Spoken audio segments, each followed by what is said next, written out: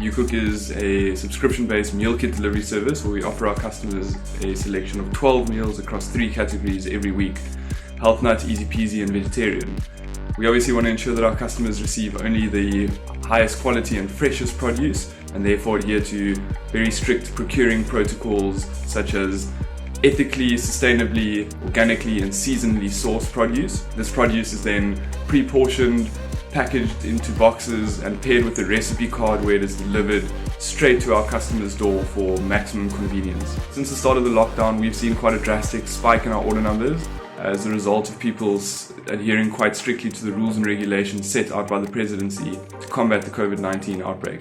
People are obviously staying at home and expecting groceries to be delivered to their door as opposed to venturing out and buying their groceries in store. As a result, our failed delivery percentage has also come down.